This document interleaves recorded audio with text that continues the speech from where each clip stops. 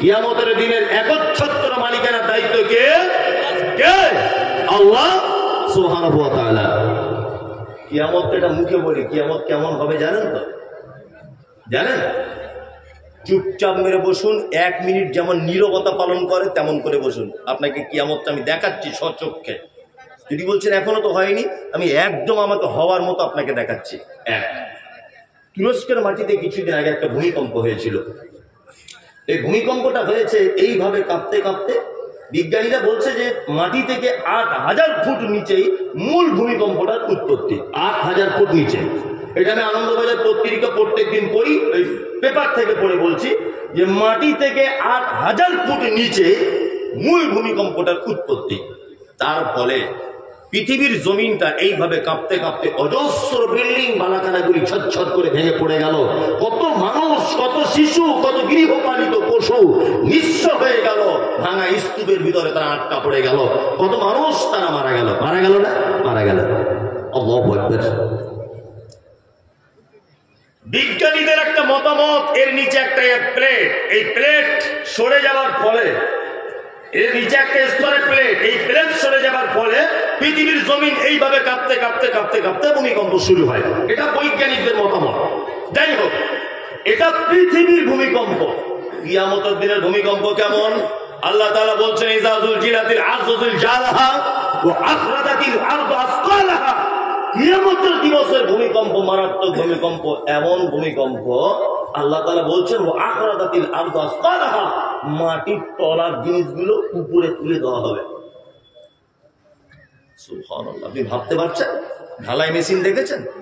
বালি সিমেন্ট খোয়া পাথর দিয়ে যেমন এইরকম ভাবে উপরের মাল নিচে, নিচের মাল উপরে। কিয়ামতের দিনের ভূমিকম্প দৃশ্য ঠিক এরকম। কেমন হবে কিয়ামতের দিন? আল্লাহ তাআলা বলছেন, ইয়া আইয়ুহান নাসু তাকু রাব্বাকুম ইন্না যালজালাতাস সাআতি শাইউন আযীম। আল্লাহ তাআলা বলছেন, মানুষ তোমরা তোমাদের প্রতিপালককে ভয় করো, নিশ্চয়ই কিয়ামতের দিবসের ভয়াবহতা বড় কঠিন। কেমন ভয়াবহতা? আল্লাহ তাআলা বলছেন, ইয়াওমা তারাউনাহা তাযহালু কুল্লু মুরজিআতিন আম্মা আরজাআত ওয়া তাযাউ কুল্লু যাতি হামলিন হামলাহা ওয়া তারান নাসা সুকারা ওয়া মা হুম বিসুকারা ওয়ালাকিন্না আযাবাল্লাহি শাদীদ। একটা প্রশ্ন আপনাকে মাঝখানে করে রাখছি, উত্তর আপনাকে দিতে হবে না। একটা কথা আজকে থেকে শিখে যান, পুরুষের থেকে নারীর ধৈর্য এবং সহ্য ক্ষমতা সব থেকে বেশি। চিকিৎসা বিজ্ঞানীরা বলছেন যে নারী নরমালে বাচ্চা দিতে গিয়ে যে কষ্টটা সহ্য করে, এই কষ্ট যদি কোনো পুরুষের হতো তাহলে শতকরায় 80% পুরুষ এক পর্যায়ে শেষ মারা যেত। এটা নারীর পক্ষে সম্ভব। আমি যদি এখন এই লোকটাকে একটা ঘুষি মারি এইভাবে, আমার ঘুষির ওজন যদি 50 ডিগ্রি সেলসিয়াস পর্যন্ত যদি হয় তাহলে এই লোকটা বাঁচবে। আমার ঘুষির ওজন যদি 52-53 ডিগ্রি সেলসিয়াস হয়ে যায় তাহলে এক পর্যায়ে মারা যাবে। চিকিৎসা বিজ্ঞানীরা বলছেন পুরুষ মানুষ 50 ডিগ্রি পর্যন্ত ক্ষমতা সহ্য করতে পারে, কিন্তু একজন নারী 56 ডিগ্রি ক্ষমতা পর্যন্ত সহ্য করতে পারে। 56 সহ্য করতে পারে। বাচ্চা হওয়ার যে কষ্টটা, এটা 56 ডিগ্রি সেলসিয়াস। এটা যদি কোনো পুরুষের হতো পুরুষ মারা যেত। বাস্তব সব থেকে ধৈর্য সহ্য ক্ষমতা বেশি। আল্লাহ তাআলা বলছেন কিয়ামতের দিনে ইয়াউমা তারাউনাহা তাযহালু কুল্লু মুরজিআতিন আম্মা আরজাআত ওয়া তাযাউ কুল্লু যাতি হামলিন হামলাহা।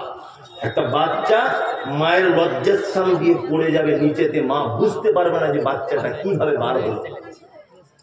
সুবহানাল্লাহ। এর নাম কিয়ামতের মাঠ। 2, দুগ্ধ দানকারিনী মাকে দেখতে পাওয়া যাবে, তার বাচ্চাকে সেদিন মা দুধ পান করাতে ভুলে যাবে। 3, মানুষগুলিকে দেখতে পাওয়া যাবে সব মদ পান করেছে, মাতালের মতো করে ঘুরছে। আল্লাহ বলছেন ওমা হুম বিসুকারা, একজনও তারা মদ পান করেনি, ওয়ালাকিন্না আযাবাল্লাহি শাদীদ, শুধু আমার কঠিন আযাবের ভয়ে তারা থপ থপ থপ থপ থপ করে কাঁপছে কিয়ামতের মাঠে। এর নাম কিয়ামতের মাঠ। আল্লাহ তাআলা বলছেন মালিক ইয়াউমিদ্দিন, এই দিনের মালিক হচ্ছে কে? কে? আল্লাহ। তারপরে বলছেন ইয়াকা না'বুদু, আল্লাহ বলছেন আমরা তারপরে বলি ইয়াকা না'বুদু, তোমারই ইবাদত করি, ওয়া ইয়াকা নাস্তাঈন, তোমারই কাছে সাহায্য চাই। ইবাদত কার জন্য? আল্লাহর সাহায্য আল্লাহর কাছে চাইতে হবে। আল্লাহ ছাড়া কারো কাছে সাহায্য চাওয়া যাবে না। আমি শিক্ষা দেওয়ার জন্য অনেক কথা বলি যাতে মানুষ বুঝতে পারে। এক, মুম্বাই হাজি আলিতে যারা গেছেন তারা খুব ভালো জানেন। গেছেন কেউ? অনেক জনাই গেছেন। মুম্বাই হাজি আলিতে ঢুকলেই আল্লাহর কসম আমি নিজে দেখে এসেছি 3-4 বার, এখনো ভিডিও করা আছে আমার, দেখতে পারেন সোশ্যাল মিডিয়াতে ঘেটে। মুম্বাই হাজি আলি মাজারে ঢুকলেই সেজদা দেওয়ার পরে সেজদা থেকে উঠে একজনা দেখছি বড় ঝাঁটা নিয়ে মাথাতে এরকম করে দিচ্ছে। এই কেউ দেখেছেন এটা? সত্যি বলছি তো না মিথ্যা? সত্যি তো? সত্যি। বড় এরকম ঝাঁটা নিয়ে একটা লোকের মাথাতে যে সেজদা দিচ্ছে তার মাথা এরকম করে মারছে। বলছি আপনাকে, হাজি আলিতে ঢুকছি, আমি তো এমনি যাইনি, আমি গেছি ওখান থেকে বক্তব্য রেডি করতে যে জাতিকে কি বার্তা দেওয়া যায়, আর গোপনে গোপনে ক্যামেরা করছি সব। আর আমি যাচ্ছি আর কিছু বাঙালি বলছে এই তো সেই মাল, বলছে ঠিক এইভাবে, এই তো সেই মাল আমাদের হুজুরদের ব্যাপারে বলে। আমি কি করছি, বুঝকে ঝামেলা করতে পারে। আমি আমার মতো করে সেফটি নিয়ে নিজে নিজে ঢুকেছি, ঢুকে সব দৃশ্য আমার রেকর্ডিং করে নিয়ে চলে এসেছি।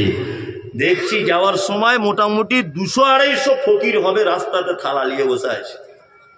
লা ইলাহা ইল্লাল্লাহ, मुझे कुछ दीजिए बाबू, बाबू हालात बहुत खराब है बाबू, कुछ मेहरबानी करिए बाबू, दीजिए, ভিক চাইছে। আমিও 2-5 জনকে দিলাম 2-5 টাকা, যাই হোক। তা আমি লক্ষ্য করছি এখানে হয় কি, একটা লোক দেখলাম 4 চাকা গাড়ি নিয়ে এলো, হাতে সোনার ব্রেসলেট, আর খুব ধনী লোক দেখে মনে হচ্ছে। ওর পিছন পিছন ধরলাম যে এ কি করে দেখি, দামি গাড়িতে এসেছে। ও গিয়ে দেখছি প্রথমেই চাদরটা চড়িয়ে দিল, তারপরে দেখলাম ঠাকা ঠাক সেজদা মেরে দিল। সেজদা মেরে দেওয়ার পরে খুব কাঁদছে লোকটা, বলছে, চোখ দিয়ে পানি পড়ছে, বলছে বাবা ব্যবসাতে 20 কোটি টাকা লস, কিছু একটা ব্যবস্থা করে দাও বাবা, আর কোনো উপায় নাই। আমি তখন মনে মনে শিক্ষা পেয়ে গেলাম, ওরে গাধার বেটা গাধা, ভিখারি বুঝতে পেরেছে যে মরা মানুষের কাছে পয়সা পাওয়া যায় না, জ্ঞান্ত মানুষের কাছে থালা নিয়ে বসে আছে। আর তুই এত বড় গাধার বেটা, তুই মরা মানুষের কাছে টাকা চাইতে যাচ্ছিস, আর তোর মাথা থেকে গোবর ভরা আছে। এই এরকম ঘটনা আছে না? নেই? আছে। আপনাদের মুর্শিদাবাদে তো পীরের ঠেলাতে ঘুমায় না। ওই আপনি যান একটা হাজারদুয়ারি ওই এলাকাতে, শুধু ঘরে ঘরে পীর আছে না, সেজদা দিচ্ছে মানুষ। আস্তাগফিরুল্লাহ। আল্লাহ ছাড়া কারো কাছে চাওয়া যাবে না, এর স্বীকৃত আপনি নিজে দিয়েছেন। ইয়াকা না'বুদু ওয়া ইয়াকা নাস্তাঈন, ইবাদত শুধু তোমার জন্য করি আর সাহায্য শুধু তোমার কাছেই চাই। 13 বছর বিয়ে হয়েছে আপনার, 13 বছর, এখন আব্বা হতে পারেননি। গভীর রাত্রে উঠুন, উঠে 2 রাকাত সালাত আদায় করে আল্লাহকে ডেকে বলুন, রব্বি হাবলি মিনাস সালিহিন, আল্লাহ তুমি আমাকে একটা নেক সন্তান দান করো। তুমি নবী ইব্রাহিমকে বুড়ো বয়সে ইসমাইলকে দিতে পেরেছো, তুমি আল্লাহ আমি একজন 35 বছরের যুবক, আমার স্ত্রীকে একটু মা হবার ক্ষমতা দাও আল্লাহ, তুমিই পারো। এ দিতে পারে কে? আল্লাহ। রুজির অভাব, রাতে সবাই যখন ঘুমিয়ে পড়ে 2 রাকাত নামাজ পড়ে বলুন, আল্লাহ ঋণগ্রস্ত বেটির বিয়েতে বিপদে পড়ে গেছি, তুমি ব্যবস্থা করে দাও। দিতে পারে কে? মুহাম্মদ সাল্লাল্লাহু আলাইহি ওয়াসাল্লাম বলেছেন, মোমেন তোমার পায়ের জুতোর ফিতেটা যদি ছিঁড়ে যায় তুমি আল্লাহর কাছে চাইবে, আল্লাহ দিতে সক্ষম, আল্লাহ দিতে সক্ষম। কোন মানুষের দ্বারস্থ হওয়া যাবে না। কোন বাবা, কোন ফকির, কোন উকিল, কেউ কোন জায়গায় গিয়ে চাওয়া শিরক, হারাম।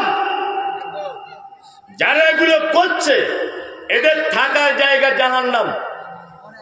কি বললেন? একটা ভয়ঙ্কর কথা আপনাকে বলে রাখছি, শুনে রেখে দেন, ভয়ঙ্কর। কিয়ামতের দিনে জাহান্নাম থেকে কিছু মানুষকে কোনো একদিনের জন্য মুক্তি দিয়ে জান্নাত দেওয়া হবে। এই ঘটনা শোনা আছে না নেই? আচ্ছা বলুন তো, কাদের জাহান্নাম থেকে মুক্তি দেওয়া হবে এটা জানা আছে? না। যারা কাবিরা গুনাহে লিপ্ত ছিল কিন্তু তাদের ঈমান ছিল, ঈমান ছিল, কাবিরা গুনাহতে লিপ্ত ছিল, তারা জাহান্নাম থাকবে। ঈমান থাকার কারণে তাদেরকে আবার জান্নাতে কোনো না কোনো একদিন দেওয়া হবে। কিন্তু যারা শিরিক করা অবস্থায় মারা গেছে কোশ্চিন কালেও এদেরকে জাহান্নাম থেকে পরিত্রাণ দেওয়া হবে না। দুটি পাপ পৃথিবীতে সব থেকে বড় পাপ। এই পাপ দুটো বলতে গেলে অনেক টাইম লাগবে, বলছি না, শুধু বলে দিচ্ছি কত ভয়ঙ্কর। একটা লোক শিরক যদি করে কোশ্চিন কালেও জাহান্নাম থেকে পরিত্রাণ পাবে না। দ্বিতীয় পাপের নাম বেদাত। এক মারাত্মক পাপ, মারাত্মক পাপ। বেদাত ভয়ঙ্কর পাপ, এর পরিণতি জাহান্নাম। দ্বিতীয় নম্বরের সমস্যা হচ্ছে কিয়ামতের মাঠে কাউসারের পানি পর্যন্ত বেদাতকারী পান করতে পাবে না। এই মমতাজুল ইসলাম আপনাকে বলছি, মাইক নিয়ে যে সমস্ত মাদ্রাসা থেকে চাঁদা তুলতে আসে অনেক সময় দেখতে পাওয়া যায়।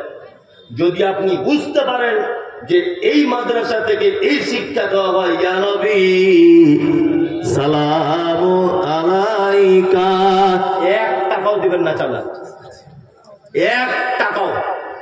কারণ বেদাতিকে সাহায্য করা হাদিসে মানা আছে, চরম ভাবে মানা আছে। যদি আপনি দেখেন তার আকীদা এটা, নবী মরার পরেও সবকিছু ক্ষমতা রাখে, এই মাদ্রাসার ছাত্র বার হলে এই আকীদাতে বক্তব্য রাখবে, মমতাজুল ইসলাম 4 আনা পয়সা দিবেন না। বেদাতি প্রতিষ্ঠানে সহযোগিতা করা হারাম। বেদাতিদের প্রতিষ্ঠানে সহযোগিতা করা কি হারাম। আজকে জাতির সামনে এটা লজ্জা সহকারে বলছি, এই পশ্চিম বাংলার মাটিতে বড় বড় আহলে হাদিস মাদ্রাসা তো দেখছি ইদানিং বেদাতি বক্তাদেরকে প্রধান বক্তা হিসেবে আনছে, পিছনে সাইকুল হাদিসেরা বসে আছে। সোশ্যাল মিডিয়াতে শুধু ভাইরাল বলে তাকে প্রধান বক্তা করে আনছে, অথচ তার আকীদা, তার মানহাজ একটাও ঠিক নাই। দেখতে পাওয়া যাচ্ছে না? কত মাদ্রাসাতে দেখছি। যারা এদেশের মাটিতে সর্বপ্রথম ফতোয়া দিয়েছে ডাক্তার জাকির নায়েক কাফের, যারা এদেশের মাটিতে ডাক্তার জাকির নায়েককে দেশ ছাড়ার পিছনে সুৎসুটি দিয়েছে, তাদেরকে আজকে দেখতে পাচ্ছি আহলে হাদিস গ্রামের প্রধান বক্তা করে আনছে বড় বড় উল্লেখযোগ্য মাদ্রাসাতে। এগুলো লজ্জা ছাড়া আর কিছু নাই। কি বলছি বুঝতে পারছেন না? খুব সাবধানে থাকবেন।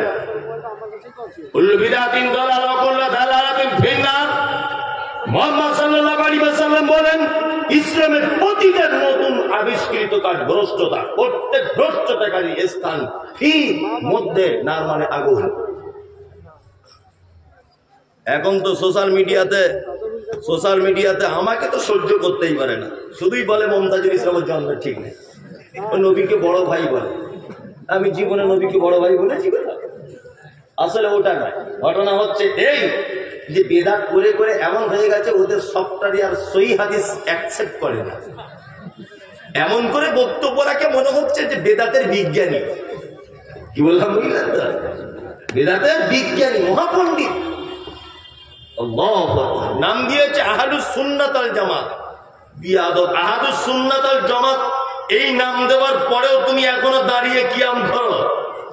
এই আহলুস সুন্নাত ওয়াল জামাত এইটা বলার পরেও তুমি এখনো পর্যন্ত বলো যে মেয়েদের মসজিদে নামাজ পড়া হারাম। তুমি এখন এই ফতোয়া দাও, এই নামের আগে মুফতি টাইটেল দাও।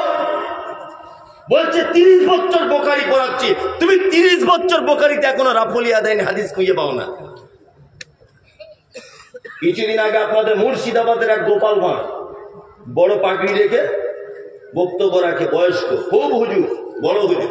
ও লিস্ট করে বলছে মমতাজুল ইসলাম এর বক্তব্য হারাম, শাহিনুর এর বক্তব্য না যায়, বিরাদার রাহুল একদম হারাম মানে সাংঘাতিক হারাম, আব্দুল রাজ্জাক বিন ইউসুফ বিন কাজ্জাব একেবারে হারাম, মুজাফফর বিন ইউসুফ একেবারে হারাম। তোমার বাপেরটা শোনা যাবে? আর কারো শোনা যাবে না? বিরাদার রাহুলের শোনা যাবে না কেন? না ও মাদ্রাসায় পড়েনি। তাই বিরাদার রাহুল মাদ্রাসায় পড়েনি, ঠিক আছে, এ কথা সত্য, আমি মেনেই নিলাম সে মাদ্রাসায় পড়েনি, সে জেনারেল শিক্ষিত একটা ছেলে। তোমার হুজুর এখনো 30 বছর বোখারি পড়িয়ে জোরে আমিন বলার হাদিস পায় না। তোমার হুজুর মুফতি সাহেব 30 বছর বোখারি পড়ানোর পরে পায়ে পা এইভাবে লাগাতে হবে হাদিস খুঁজে পায় না। তোমার হুজুর 30 বছর বক্তব্য তোমার পড়া রাফলিয়া দেয়নি হাদিস খুঁজে পায় না। হ্যাঁ, তোমার হুজুরের থেকে বেরাদা বাবুলের মর্যাদা অনেক বেশি, কারণ সে জেনারেল শিক্ষিত ছেলে হয়েও সঠিক দিনটা বুঝতে পেরেছে এবং জাতির সামনে প্রকাশ করছে। তোমার